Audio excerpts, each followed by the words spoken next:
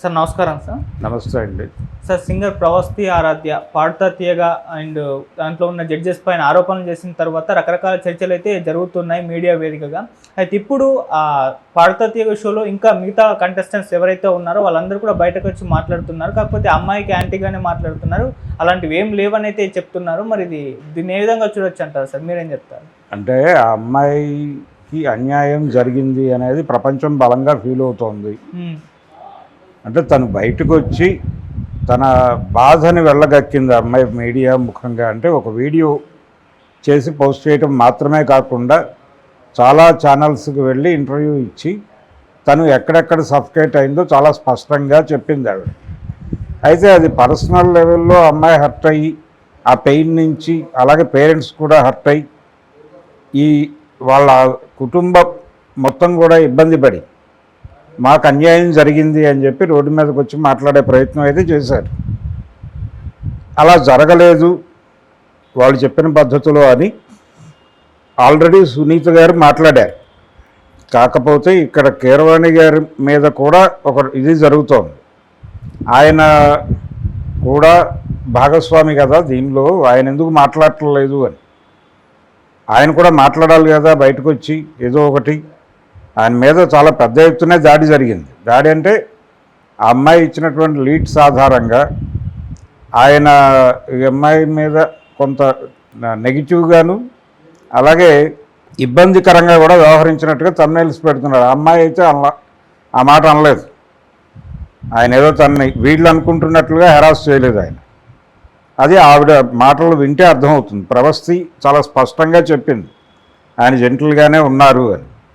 కాకపోతే ఆ అమ్మాయి ఇచ్చినటువంటి లీడ్స్ పట్టుకుని అత్యుత్సాహంతో విచిత్రమైనటువంటి థంబ్నెయిల్స్ పెట్టి ప్రచారం చేస్తున్నారు.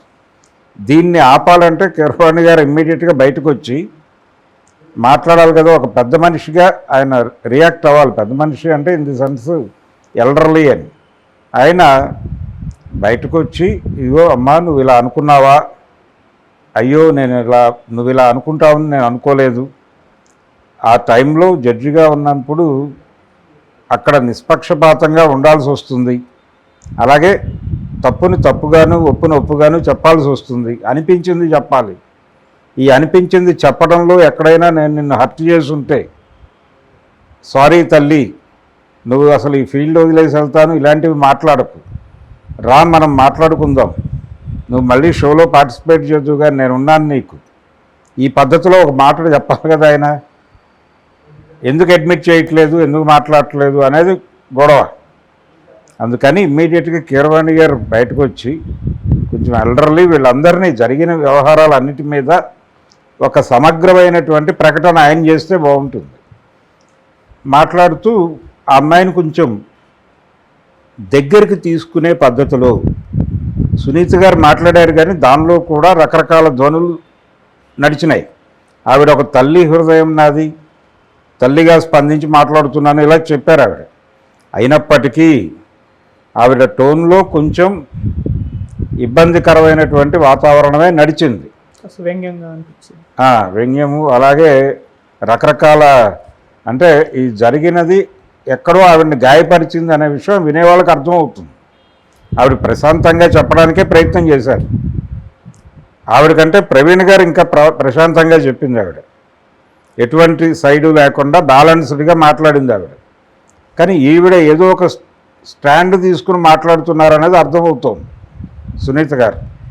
అలా కాదు, అలా కాకుండా ఒక జెంటిల్గా జరిగిన వ్యవహారం ఇది, నిన్ను గాయపరిచుంటే సారీ, వచ్చేసే నాన్న, నువ్వు మనం కలిసి పాడుకుందాం, నువ్వు నిన్ను ఇబ్బంది పెట్టుంటే, ఒకవేళ నా నిర్ణయాలు ఎప్పుడైనా ఏ సందర్భంలోనైనా నేను ఇబ్బంది పెట్టుంటే సారీ అని ఒక పెద్ద మనిషి ఇంట్లో పిల్లల్ని తండ్రులు తల్లులు ఎప్పుడైనా పొరపాటున కోప్పడి వాళ్ళు తప్పు చేయకుండా కోప్పడ్డామని తెలిసినప్పుడు అనునయిస్తారు కదా దగ్గరికి పిలిచి. అదే చేయండి మీరు అమ్మాయిని, చేసి ధైర్యం చెప్పండి.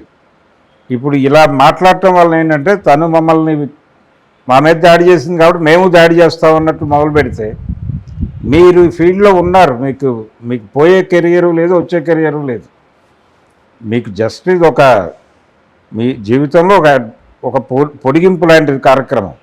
కెరియర్ పరంగా మీ కెరియర్ జీవితంలో ఇది ఒక పొడిగింపు. కానీ ఆ అమ్మాయి ప్రారంభంలో ఉంది. ఆ ప్రారంభంలో ఉన్న ఆ అమ్మాయి చెప్తోంది ఓపెన్గా, నేను దీన్ని ఈ కెరియరే వదిలేసి వెళ్ళిపోతాం అనుకుంటున్నానని. అలాంటి నిర్ణయం తప్పు నాన్న అని చెప్పి హక్కును చేర్చుకోవాలి కదా వీళ్ళు. మ్యూజిక్ లవర్స్ అయితే అది ఎందుకు చేయట్లేదు వీళ్ళు? అది ఇబ్బందికరం. దాని మీద చాలామంది బాధపడుతున్నారు. చాలామంది ఇదే టాపిక్ అంటే అక్కడ తప్పు జరిగిందా లేదా అన్నది కాదు గొడవ. ఆ అమ్మాయి చెప్పింది పూర్తిగా నమ్మి కూడా కాదు. ఆ అమ్మాయి చెప్పిన దానిలో గందరగోళం ఉంటే ఉండొచ్చు కాక, దాన్ని అంటే ఆ పెయిన్లో నుంచి వస్తుంది అదంతా. కాబట్టి నిజానిజాలు తెలుసు మాకు, అయినప్పటికీ ఆ పిల్ల హర్ట్ అయింది అని చెప్పి అనునయంగా దగ్గరికి తీసుకుని ఓదార్చి తనని ఒక సరైన మార్గంలో పెట్టాల్సిన బాధ్యత గురువులుగా వారికి ఉంది కదా జడ్జెస్కి. దాన్ని ఎందుకు పట్టించుకోకుండా బిహేవ్ చేస్తున్నారు వీళ్ళు? ఇక్కడ డౌట్ వస్తుంది.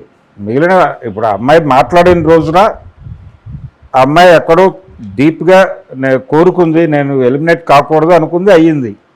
ఈ అవటం అనేది ఆ అమ్మాయికి నచ్చలేదు, వాళ్ళ పేరెంట్స్కి నచ్చలేదు. కొంచెం వైల్డ్ రియాక్షనే కనిపించింది. సర్దుకుపోతుందిలే, కాసేపు ఒక వీడియో చేసేసింది, కొంత దాన్ని అందిపుచ్చుకుని చాలామంది వాళ్ళని ఇంటర్వ్యూ చేశారు అప్పటికప్పుడే. ఆ ఇంటర్వ్యూలో కూడా అమ్మాయి ఎక్కడా మాట మార్చలేదు. వీడియోలో ఏం మాట్లాడిందో అదే మాట్లాడింది. అంటే అమ్మాయి రియల్గా మనసులో ఎక్కడో పెయిన్ ఉంది అమ్మాయికి. అది ఎవరు కాదనలేని సత్యం. కానీ దాన్ని ఎలా హీల్ చేయాలనే దానికి సంబంధించి ఒక ప్రోగ్రాం ఉండాలి కదా. వాళ్ళకి కాదు, వీళ్ళకు ఉండాలి కదా. షో నిర్వాహకులకు ఉండాలి, జడ్జిలకు ఉండాలి. అట్లా బిహేవ్ చేయట్లా వాళ్ళు మాట్లాడుతున్నంతసేపు అలాంటివి ఏవి జరగవు, అన్నీ తెలిసే జరుగుతాయి కదా. కాస్ట్యూమ్ ఇచ్చేటప్పుడు మన పేరెంట్స్ ఉంటారు, అసభ్యమైనటువంటివి వాళ్ళు ఎలా ఆమోదిస్తారు, ఇలా ఎవరి అనుభవాలు వాళ్ళు చెప్తున్నారు. కొంత షోకి డ్యామేజ్ జరుగుతుంది. పైగా ఇది ప్రెస్టీజియస్ ఈవెంట్, ఇది 25 సంవత్సరాలు అయిన సందర్భంగా చేస్తున్న ఈవెంట్. అందుకని ఈ ప్రెస్టీజియస్ ఈవెంట్ మీద ఇలాంటి అనుమాన మేఘాలు కమ్ముకోవటం అనేది వాళ్ళని ఇబ్బంది పెడుతోంది. అందుకని చాలా బల్క్ వీడియోస్ చేస్తున్నారు ఆ షోకి పాజిటివ్గా.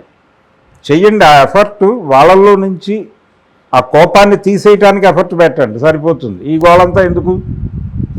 వాళ్ళని పిలిచి కూర్చోబెట్టి మాట్లాడండి. మీరు కీరవాణి గారు పెద్ద మనిషిగా కూర్చోబెట్టి, నాన్న నీకు ఏమైనా ఇబ్బంది కలిగితే సారీ అమ్మా, నేను అలా ఆ ఉద్దేశంతో అనలేదు, నేను నా కొలమానంలో నేను మాట్లాడాను, అది నాకు కరెక్ట్ అయినప్పటికీ నిన్ను బాధ పెట్టుంటే సారీ చెప్తున్నాను నేనైనా అనొచ్చు కదా పెద్ద మనిషిగా. ఏమవుతుంది ఆయనకి? ఆయన మాట్లాడకపోవటం, చంద్రబోస్ అసలు కనిపించకపోవటం, ఇవన్నీ రకరకాల అనుమానాలకు తావిచ్చేవి కదా. పర్సనల్ స్థాయిలో వాళ్ళ మీదే డౌట్స్ వస్తాయి జనాలకి. ఏమో ఇలా బిహేవ్ చేస్తున్నారంటే వీళ్ళు నిజంగానే దుర్మార్గులేమో అనుకోవచ్చు కదా జనాలు. అనుకునే ఛాన్స్ ఉందా? అనుకుంటున్నారు ఆల్రెడీ. ఆ అమ్మాయి మాటలని బిలీవ్ చేస్తున్నటువంటి సమూహం చాలా పెద్ద సంఖ్యలో ఉంది. అందుకనే ఇన్ని వీడియోలు సర్క్యులేట్ అవుతున్నాయి ఆ అమ్మాయి పేరు మీద. అందుకని ఇంకొంచెం జాగ్రత్తగా వ్యవహరించాలి. ఓకే, ఎవరైతే గాయపడ్డారో ఆ గాయపడిన వారి గాయాన్ని మాన్పడానికి ఏం చేయాలో ఆ దిశగా ఆలోచిస్తే సమస్య పరిష్కారం అవుతుంది. ఓకే సార్, ఇంకోటి ఏంటంటే సార్, ఈ షోలలో ఏమన్నా కుల వివక్ష ఉందా అన్న వేలో కూడా చర్చ జరుగుతుంది. అంటే సునీత గారి కులం ఏంటి, ఈ పిల్ల ఆరాధ్య సింగర్ ఎవరైతే ఉన్నారో ఈమె కులం ఏంటి అన్నట్టు కూడా నెటిజన్ సెర్చ్ చేస్తున్నట్టుగా ఒక రిపోర్ట్ అయితే వచ్చింది సార్. అంటే కుల వివక్ష ఏమన్నా ఉందా, అటువంటి యాంగిల్ ఏమన్నా ఉండే ఛాన్స్ ఉన్నాయా సార్? చాలా ఉంటుంది. అంటే సినిమా ఇండస్ట్రీలో క్యాస్ట్ ప్రమోట్ అవుతుంది అనే దానికి సంబంధించి రకరకాల అభిప్రాయాలు ఉన్నాయి. కె విశ్వనాథ్ గారు ఎవరినైనా తన దగ్గర పనిచేయడానికి పెట్టుకునే ముందు ఆయన భుజం మీద చేసి ఇలా నిమురుతారు అని ఎంతమంది చెప్తారు ఇండస్ట్రీలో.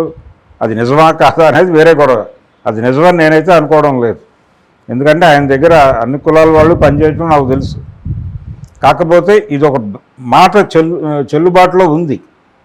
ఆయన అంటే అక్కడ జంజం తగిలితే మనవడే అని చెప్పి తీసుకుంటాడని. రెండోది వీళ్ళు లింగధారులు, చాలా ప్రపంచం బ్రాహ్మణ దీనిలో పెడుతోంది, కానీ లింగధారులు వాళ్ళకి ఇంకో పద్ధతిలో ఉంటుంది అది.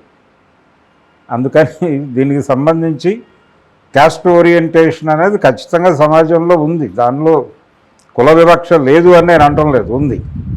దాంతో ఏం జరుగుతోంది, ఒకవేళ ఈ అమ్మాయి మీద క్యాస్ట్ ఓరియంటేషన్లో ఏదన్నా అటాక్ నేపథ్యంలో కులం ఏమైనా ఉందా అనేది సెర్చ్ చేస్తున్నారు. తప్పేం లేదు దానిలో.